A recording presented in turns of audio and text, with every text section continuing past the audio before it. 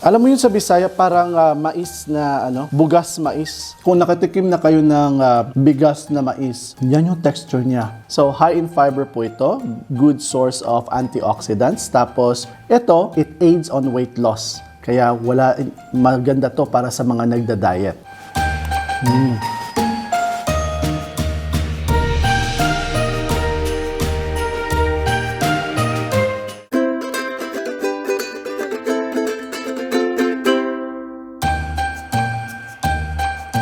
Maayong adlaw mga kaigalaan! Ako si Chakoy and welcome sa Wondering Kusina. Today's episode mga ka-wonders, ang gagawin natin is isang healthy dish para to sa Paskong handaan natin. Ang gagawin natin is cauliflower fried rice. Hindi ka na magsasaing ng bigas at wala pang guilty pagkatapos ng handaan. This is our 10th of 12 recipes para sa Pasko. So ito ang process ng ating cauliflower fried rice. So ang first ingredient natin mga ka-wonders is ang bigas. So ito po ang cauliflower. So cauliflower fried rice, meron akong ginawa dito na pinaghiwa-hiwalay ko na tong cauliflower natin. So nagiging ganyan siya. So from this to this.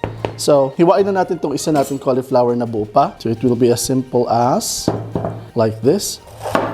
So, obviously, hinugasan natin to. Yan. Tanggalin lang natin tong stalk niya. Ganyan lang. Basta tanggalin nyo lang yung stalk, mga ka-wonders. Go. Tabi natin. May stalk pa siya. Ang daming stalker. Ganyan lang. There you go. So, from this, igaganyan lang natin to, ha? Yan. Paghiwa-hiwalay lang natin sila. Kailangan minsan kasi ipaghiwalayin para may productivity at saka may growth ang bawat isa. Paskong Pasko, magno-New Year na. Of course, after ng Pasko, New Year. So, kailangan ng New Year's resolution. So, simulan natin dito sa ating cauliflower fried rice. I know maraming recipes nito sa internet, but this one, we're going to make it ours. So, ganito. So, yung iba, malalaki yan. We'll just have to make sure na maliit siya. Of course, liitan pa natin. So, ang process ito mga ka-wonders will involve a blender or yung food, a hand blender or chopper. Kasi kailangan itong magiging maliliit. Yan. So, 3 cauliflowers ang hinanda natin dito. Just get the idea of this recipe, kung paano ito ginawa. Then you can make your own. In a while, makikita nyo kung ano yung mga ricados namin dito. So, dahil Pasko, the ricados will be special. But for regular days, you can make it very simple. Especially pag nagda-diet kayo. So, yan. Okay. So, set aside natin to. So, mga ka-wonders, presenting to you sa bago naming chopper. So, binili lang namin to para sa segment na to. Joke. Then, dito natin ilalagay ang ating mga cauliflower. Yan. Honestly, yung kapatid ko ang mahilig gumawa nito. So, sakto na muna ito mga ka-wonders. And then, we are going to plug it in. Set lang natin mga ka-wonders. So, naka-close na siya. Then, let's going to grind it. Ooh. Pulse lang ha. Naka-pulse lang siya. Yan. Kita nyo? Because what we want to do is hindi siya super durog. Okay. Let's check it out. Kung kumusta. Yan. But let's grind it a little more. One more time.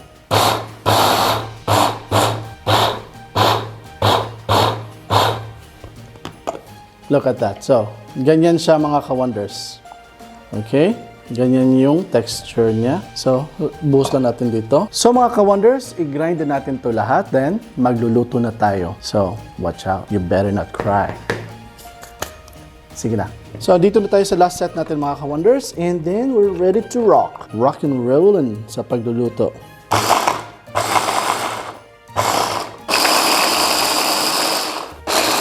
So, we're done with the grinding process. Yan. Ganyan karami ang nagawa natin mga ka-wonders. So, 3 cauliflower or flowers kasi plural. Yan. So, we're good to go. So, ligpit lang natin ditong area na to and then we'll get cooking. So, mga ka-wonders, we have this malaking kawali. Wow, malaking kawali. Kanyo. So, on lang natin to. Na-on na ba to? Ooh, yun. Yan. So, painitin lang natin ito. Now, meron ako ditong parang chorizo. Yes? So, basically, ito po ay isang chorizo bilbao or Chinese chorizo. So, mostly taba po ito. And maraming malalabas dito, maraming mag-produce ito na taba. So, uunahin natin to. Tapos, yung mantikang mag-produce niya, yun yung gagamitin natin sa pang-prito doon sa ating mga gisado. So, let's bring it on. Yan. Hayaan natin yan. Mabilis tong uminit tong butane natin kasi maganda ang init nito. Or ang apoy pala, maganda ang init. Now, mga ka-wonders, you can always use oil. Kung wala kayong chorizo panghanda sa Pasko or pag regular days na hindi naman panghandaan, ito ginamit lang namin ang chorizo Bilbao or Chinese chorizo para lang ipakita sa inyo na special tong ginagawa natin kasi ito ang pang-10 recipe natin para sa Pasko. So yan, let's just allow it to produce some oil. Yan, lutuin na natin to saglit. Ang bango. Naka-high heat kasi ito eh. So pag naka-high heat, malakas yung apoy, of course, kasi high heat. Kita yung mantika? Yan yung mantikang na-produce niya. Patagilid ko lang siya ng konti para ganyan, para yung oil niya magsa-slide down dito sa gitna. So, isusunod ko muna itong ating sibuyas. Yung sibuyas natin mga ka-wonders, isang piraso lang yan. Ganyan yung pagkahiwa. Ayos lang yan. Saute lang natin. Yan. Now, papagilid natin siya ulit. Dito naman. Gilid lang kayo. Diyan lang kayo. Next is bawang. As in, napakasimple lang na to. Super simple lang talaga. Gisa-gisa lang to. Yan. Now ngayon, ilalagay na natin itong ating red bell pepper. Itong red bell pepper natin mga ka-wonders, ganito yung pagkahiwa niya. By the way, yung garlic natin is chopped. So ayaw ko ubusin ito. Ganyan lang. So ihalo na natin sila lahat. There you go. So lagyan na natin ng konting leaves, scallions, or yung dahon ng sibuyas. Social yung pagkakat, ganyan. Diba? Now, ilagay na natin itong ating cauliflower. Ganito karami. Sa sahog mga ka-wonders, you can actually choose na lagyan ng baboy or chicken or isda. Pwede din seafoods if you like. So, there you go. Now, in this stage, lalagyan natin to ng asin. I-adjust lang ninyo ang asin mga ka-wonders ha. Kasi hindi nyo alam kung gaano ka alat. Mag-absorb kasi ito eh. Ng alat. So, 2 teaspoons of asin ang nilagay natin. And ito, 1 teaspoon of pepper. So, haluin lang natin to. Yan. Alam mo yun sa Bisaya, parang mais na, bugas mais sa Bisaya. Nawala na yung sahog natin.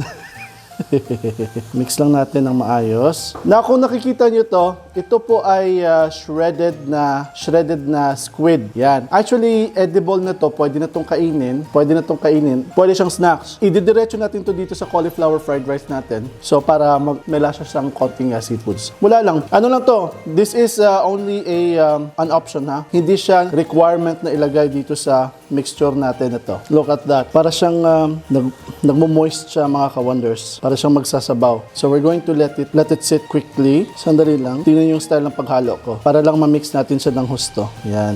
So, tikman natin to shortly. Let's just allow it to sit. To make this more Christmassy, what I will do, lalagyan natin ng raisins. Yan, to. Optional lang din to mga ka-wonders.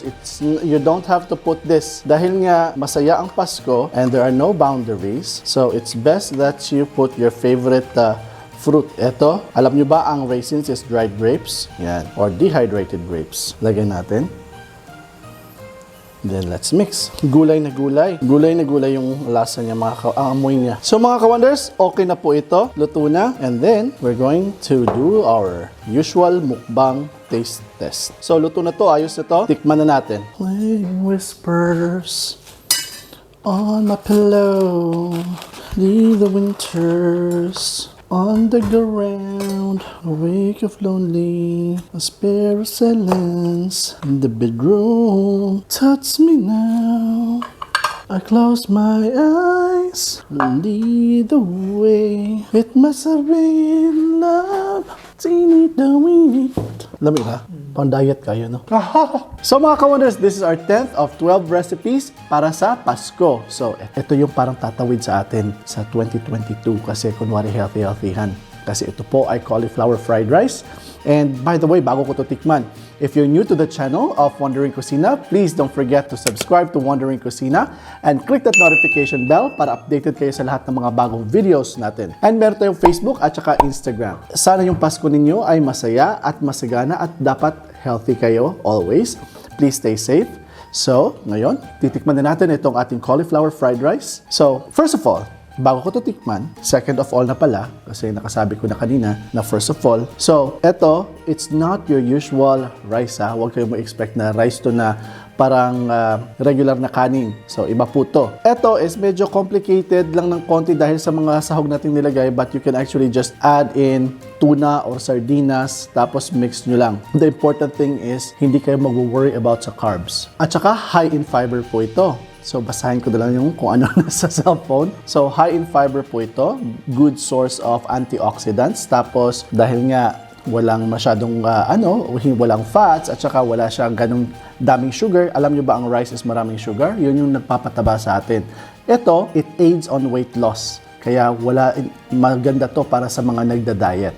So that's why ito yung pantawid natin sa 2022 para magsimula ng bagong buhay at magandang lifestyle. So high in choline din po to. Hindi ko kilala si choline pero marami daw tong choline. Marami pa siyang sinasabi pero yun lang yung minimum doon sa kung ano ang nandito sa cauliflower fried rice. So now, tikman na natin. Nagsushoot kami ngayon. It's December 14, 2021. Take note of that.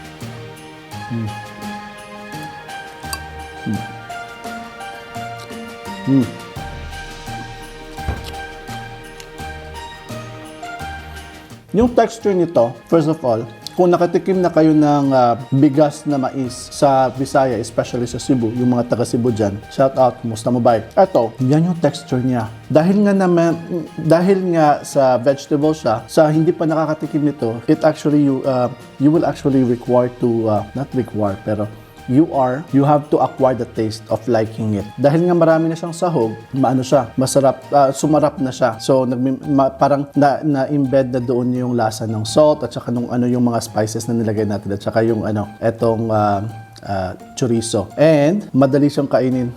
Gentle siya sa palate, doon sa dila, sa sa bibig. Napaka-special nito kasi Pampasko.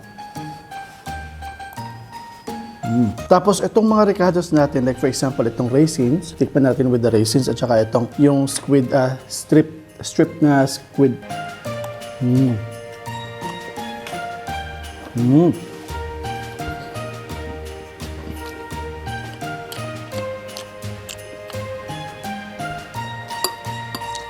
Masarap. Pero ito, hindi ko pa na-try na kung anong lasa niya pag may sabaw. Lagyan natin ng sabaw. Nagluto kami ng meron kaming nilagang baboy. Tikman natin with the nilaga. Tapos lagyan natin. Yan. Mga sauce.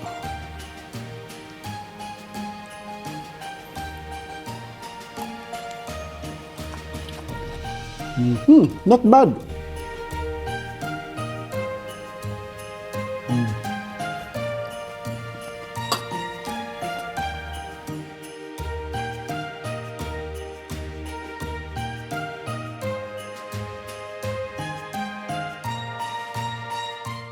Okay. So mga ka-wonders, yan. Ito po yung cauliflower fried rice natin. So easy to make. Maarte lang tong ingredients natin but you really don't have to follow it. But sa Pasko, you can make this as one of your recipes for Christmas. And lagyan nyo na lang kung anong gusto nyo yung ricados like chicken or maybe fish. Pwede rin vegetables lang din. But I'm a meat person at kaya ito yung nilagay ko. Itong chorizo bilbao, which is my favorite na chorizo sa Cebu. And I'm glad nandito na rin to. So, it's actually Chinese chorizo. So mga ka-wonders, daghang salamat for watching. Thank you very much for watching. Sana maligaya yung Pasko nyo. At sana, safe lang kayo palagi. Be with your family and your loved ones. Mga ka-wonders, ako si Chakoy on behalf of Chef Mark. Stay cool, stay safe, at saka peace. Merry Christmas! Pwede siguro nagbuwad sa, no?